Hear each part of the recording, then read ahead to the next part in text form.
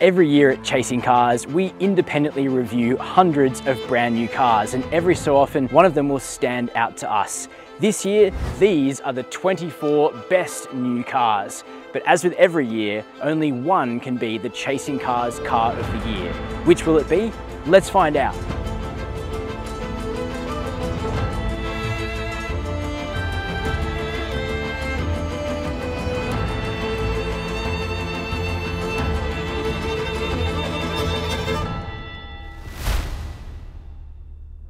The mission behind Car of the Year is to reward the models that have pushed the car industry on the most in the last year. Unlike our segment megatests, which consider all the cars already on the market, our Car of the Year awards is all about fresh metal. The 24 cars here are already a strong group, but a week of brutal testing by our experienced team at a closed facility and on amazing public roads will sort the good from the great. We use 7 criteria to decide our Car of the Year awards. Sticking to these criteria means the most well-rounded cars, SUVs and utes rise to the top. And if you're wondering where cars like the MG4, the BYD Seal and Dolphin and the Honda CR-V are, they didn't quite launch in time for this year's award. They'll be included next year. With the mission and the rules in place and 24 cars assembled for a week of testing, let's get right into it.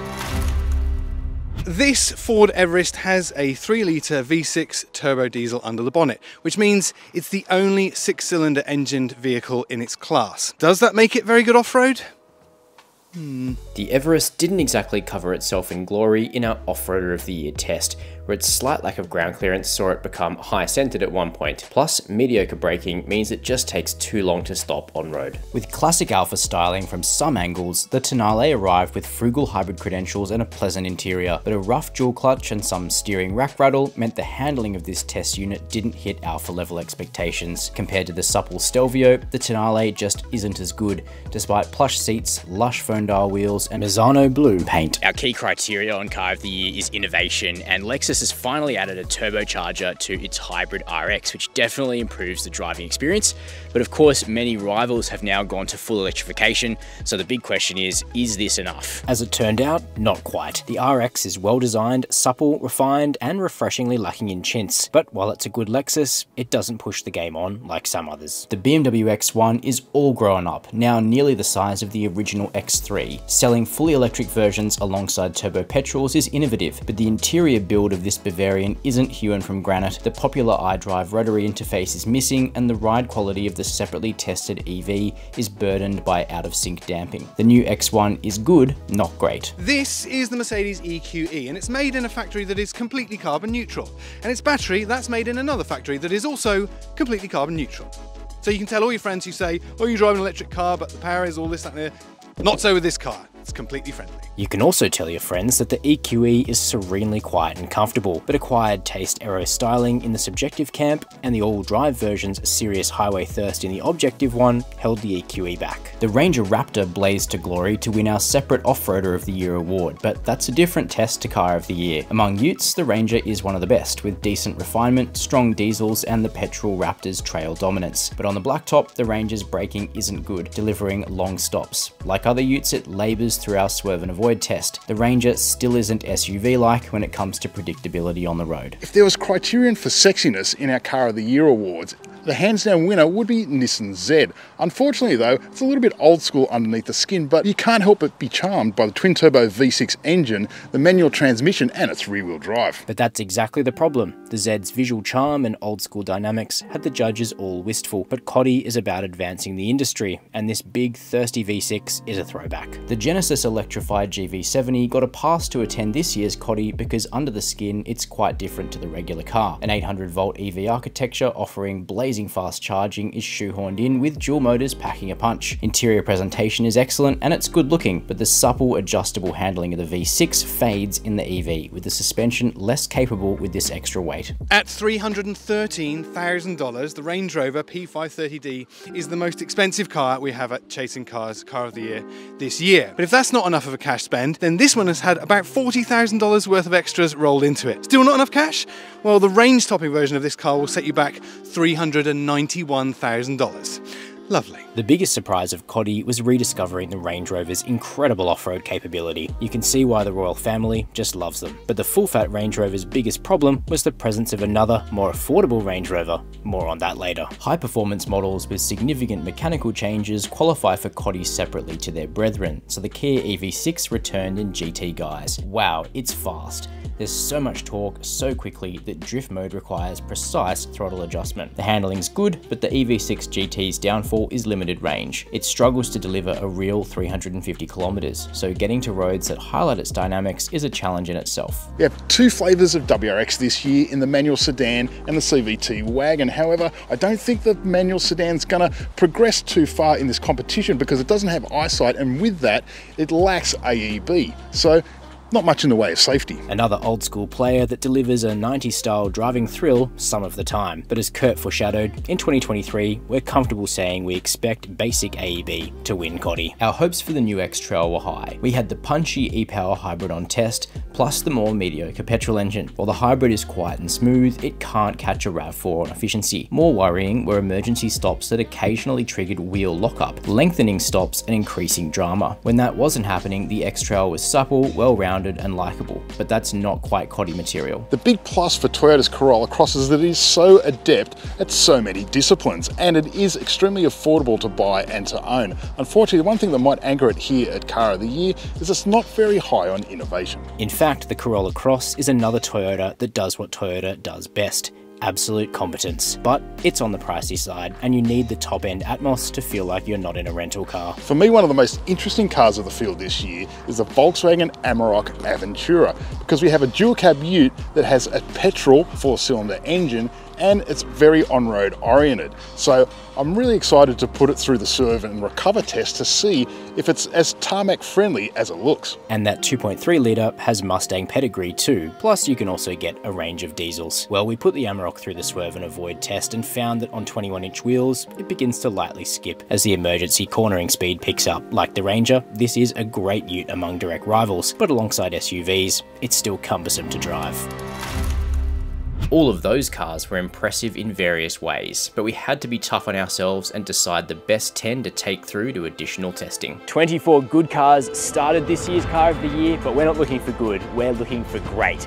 Behind me are the 10 very best cars entered in this year's competition. They're now going into an intense head-to-head battle in part 2 of Car of the Year. The BYD Atto 3 is just such a great starter pack EV. It's easy to drive, the ride quality is soft and pillowy, it just rounds off urban imperfections so well. It could rapid charge a little bit faster, but as an EV to buy that doesn't cost the earth, it's practical and fun and easy to drive, the Atto 3 just nails that brief. Its big party trick is that you get it out on the open road and it is actually a really good thing to drive and very accomplished. It's no surprise the Atto 3 dispatched 16 other small SUVs to take second place in a recent Chasing Cars megatest. But can it go all the way at Coddy? The Cupra Born is very accessible and it's fun to drive. However, when you do get it into town, it does get caught out a little bit at low speed on sharp bumps. Do not be fooled by the Cupra Born's diminutive proportions and statistics. It is a proper driver's car. Get it out of town and it's got that brilliant rear-wheel drive chassis, proper Cupra, traditional, excellent chassis dynamics, and I would say it could do with a little bit more power, but it's got adequate grunt. Unfortunately, when you get out on some of these roads, a few rattles and squeaks have started to emerge, which I'm a little bit surprised about.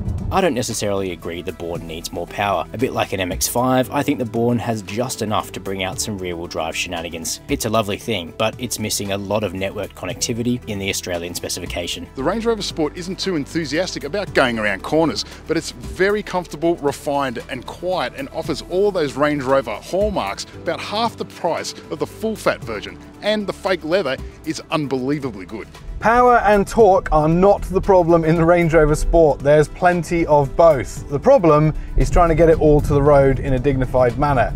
You cannot cheat physics in this car, but Range Rover has had a very good go at it. It is amazing just what you can do in this car. Dynamically, it is obviously going to be a little bit hobbled by being over 2 tons in weight, but what this car can do in corners, thanks to that clever trickery in its chassis and air suspension, is frankly remarkable. What isn't so remarkable is, disappointingly, for a member of the JLR family, the steering is not what I was expecting it to be. Frankly, none of us had that much fun driving the Range Rover Sport on country roads, where it was surprisingly cumbersome, laborious even. So much for sportiness. Still, at sensible urban speeds, it's so lush. The Tesla Model Y is extraordinarily fast and has huge amounts of grip on the track. It is a deeply impressive car in many ways, but it's an SUV, and by trying to do all that stuff, it kind of compromises on its real job. Also, other weird little things like the glove box doesn't have a hard button to open. You have to go into the touchscreen and a submenu to find it, which at best is kind of quirky and at worst is just plain annoying. The Model Y performance has staggering straight line speed and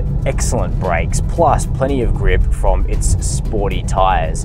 It is practically and academically brilliant, which is why it's a bit surprising that to drive, it's honestly pretty dispassionate. It does everything well on paper, and yet there isn't a huge amount for the driver to engage with, and frankly, I think that's probably the point. You can criticize the ride, it's pretty firm, and unfortunately there's some booming and creaking sounds that come from the rear end due to a lack of sound insulation. But really what I would love to see Tesla do is adapt this chassis to be a little more playful, a little more adjustable. Simply put, the Model Y will be a much better car once it receives the ride quality and refinement updates the Model 3 has recently gained. Probably one of the most talked about cars this year is Toyota's GR Corolla, and I'm pretty excited to be able to drive it here because we do have a skid pan and I do want to try out its drift mode. There are quite a few spicy hot hatches here this year, although I do think that the Corolla really is the crackerjack of the field. The GR Corolla has incredible talents on a country road. Its limits are extremely high, higher than the Golf R, but boy do you pay for it. The urban ride is extremely firm. It is controlled, it's not crashy or lacking discipline. You just always know what is happening beneath you, and it does get a bit fatiguing. In a field full of electrified cars, Toyota's GR Corolla is probably the most analog competitor of this year's field. And fun fact about that, it's got about half the power of the Tesla, and yet it's about 10 times more fun. By this point, competition was getting extremely tight at the top of the field, but there were 5 cars that continued to hammer home their case against our 7 criteria. A massive part of the Golf R's appeal is that it is available in a station wagon as well as a traditional hatch, though we don't think the wagon is going to last that much longer for Australia, so it's the kind of vehicle where you have to get your order in very soon. We've had a few performance cars on this year's Car of the Year, but the Golf R is so impressive because of its breadth of abilities. Out here on actual country roads, just enjoying a beautifully balanced chassis, a pleasant amount of power, and the ability to put the car in ESC Sport and just let it pirouette around gracefully. It has lovely all-round handling, but it's loud in the cabin, really quite loud indeed. And the steering is a bit too artificially heavy for my taste. It just doesn't need to be this muscular. It could be a bit more dainty through the wheel. Love the big paddle shifters for the DSG though. The Golf R exemplifies the fact that you can have hot hatchability and great performance, but you don't have to sacrifice and compromise on refinement and comfort. This car has astonishing performance out on B roads, but when you get into the town, it doesn't shake your teeth out. Our first honourable mention at this year's Car of the Year award goes to the Volkswagen Golf R. This is a hot hatch, all-wagon, that really lets you have it all. High performance, a beautifully engaging chassis that lets you level up as a driver, a relatively premium interior, a good level of practicality, and excellent ride quality. Where the Golf R differed from the GR Corolla was that while the Volkswagen was half a degree less engaging at 10/10ths, it was an order of magnitude easier to live with every day, largely thanks to the 15-stage adaptive dampers that this vehicle uses for its suspension, which in comfort mode just let you tune out to the world, and then you can absolutely tighten the car up at will for a fast blast. The i7 isn't the most frugal electric car out there, but because it has a really big battery, it does deliver on real-world range. Over 500 Ks in our real-world highway test, which means that this is exactly the kind of thing that could replace a petrol or diesel 7 Series limo. When it comes to party tricks, nothing in this year's Cotty feels parties harder than BMW's electric i7 limousine. But that's not the most impressive part about it. Its Jekyll and Hyde width is absolutely massive, so when you've got it in efficiency mode, as we do now, it's absolutely whisper quiet, and then you hit sport mode and then out comes Ride of the Valkyries, and it's a real proper muscle car. Our second honourable mention goes to the BMW 7 Series, and for the second year in a row, BMW has taken out an honourable mention and a coveted gold star for a model that conforms to its power of choice philosophy. You can go for a traditional silken straight six petrol, or this fully electric i7, which appeared in phenomenal xDrive 60 guise. It is incredibly rapid, but the ride and handling is transformative. The i7 is simply astonishing. It pushes the game forward for the luxury segment. It is very expensive, and yet somehow it delivers relative value for money. Of course, you can criticize perhaps the slightly gauche styling and a few of the interior gimmicks, but you quickly come to warm to those things like the automatic opening and closing doors, and the level of finish in this car is truly luxurious. It sets a new standard for serenity and refinement in this class. Additionally, the BMW 7 Series was the winner of the 2023 Chasing Cars Car of the Year Packers Prize, the popular vote of all of our dedicated staff who help us run an award like this. People who don't generally appear in front of the camera, but without whom we simply could not put on an event on the ginormous scale of Car of the Year. The Audi RS e-tron continues to impress us consistently, and the breadth of ability in this thing is absolutely astonishing. Unbelievable performance on roads away from the town, but then when you get into the city, it rewards you with a really serene ride quality and lots of space as well. People often talk about the supercar you could drive every day. Well, this car absolutely is it. Ultimately, the RS e-tron GT is much more like a Taycan to drive than it's dissimilar to a Taycan, but that doesn't matter. This is CODI 2023 and the Taycan isn't here. That means the Audi gets to shine in its own right, and shine it does. This is an immensely enjoyable EV to drive on country roads. Scratch that, it's an immensely enjoyable car to drive. The fact that the e-tron GT is electric is secondary, even tertiary, to its regular driving dynamics. It is just so good. Supple, silken, refined, incredibly quick, and just fun to drive. But it's limited on range, and you can also pick out faults like the regen braking being far too weak even in its strongest setting. The Audi RS e-tron GT is an incredible car. Find the suitable road and it'll deliver a supercar knockout punch, but around town it's a delight to live with too. Now, it's no secret that this car shares a lot in common with the Porsche Taycan, but compared with our 2022 EV of the year, it delivers more standard equipment. It's faster than all but the Turbo S, and it'll save you 100 grand. Now, it is still a lot of cash to a lot of people, but that doesn't mean it can't represent good value, and that's why it's in third place. The Formentor is actually the only Volkswagen Group SUV to ride on the low-riding variant of the MQB platform, so it's actually much more like a Golf all-track wagon than it is like a Tiguan or Audi Q3, and that probably goes some way to explaining why it's so good to drive. The Cupra Formentor is firming up for me to be the SUV to have if you really don't like SUVs, and this base model offers remarkable ride and handling balance. With many model ranges, you have to skip right the way to the pointy end to get anything meaningful or memorable, but not with the Formentor. This is the entry-level V, and I've got a powerful engine, snappy gearbox, front-wheel drive, and honestly, if you close your eyes in this car, you could be in a Golf GTI. Obviously, you shouldn't close your eyes in any car, including the Formentor. On some of these country roads, though, I'm a little bit surprised to find an off-road mode. Off-road in a front-wheel drive? In second place is Cupra's Formentor, and that's a huge achievement given that Volkswagen's Challenger brand had barely touched down in Australia this time last year. We love the sporty character that makes Cupra feel distinctly different from its Volkswagen cousins, particularly in the Formentor, which was good enough to dispatch its excellent stablemate, the Electric Born. It's the breadth of the Formentor range that really impresses us, with petrol and hybrid options offering mild to wild performance. Up and down, its variants offer great value for money, and each maintains that rare and compelling amalgamation of sports car charisma and SUV practicality.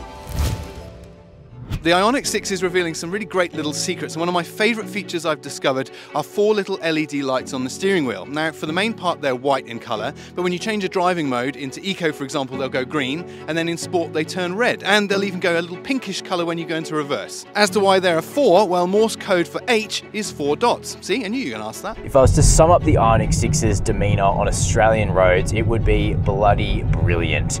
This vehicle is so well balanced and well sorted on our roads with an excellent ride quality from new frequency selective dampers.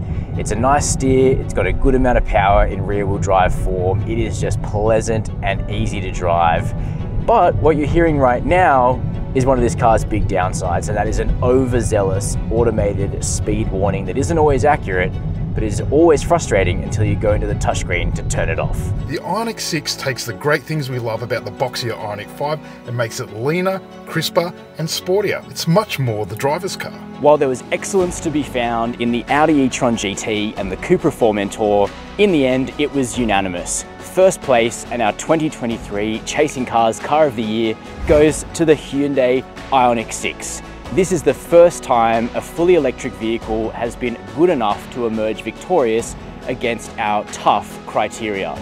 Partially, it's down to the fact that the Ioniq 6 is the most efficient EV we've ever tested, with over 600 kilometers of urban range and nearly 500 kilometers of real-world highway range, but it's also simply beautifully tuned to drive on Australian roads. It has supple, comfortable suspension for the daily commute with excellent body control, but it also has beautifully engaging handling when you're driving a little bit harder on a country road. Unlike last year, when an EV that cost nearly $200,000 was the only car we considered good enough to win the outright EV award, this year the Ioniq 6 is attainable enough to take out our overall Car of the Year gong. It makes super high quality electric motoring more affordable to more Australians. So what do you think? Out of our field this year, which car would have been your Car of the Year? We've told you ours, now you tell us yours down below in the comments. Do you agree? Do you disagree? You can spar with us down there. As always here on Chasing Cars, we love mega testing. We love putting together these huge compilation videos. There's more to come. So if you've enjoyed this one, hit subscribe down below, hit that notification bell, and as always, thanks for watching Chasing Cars.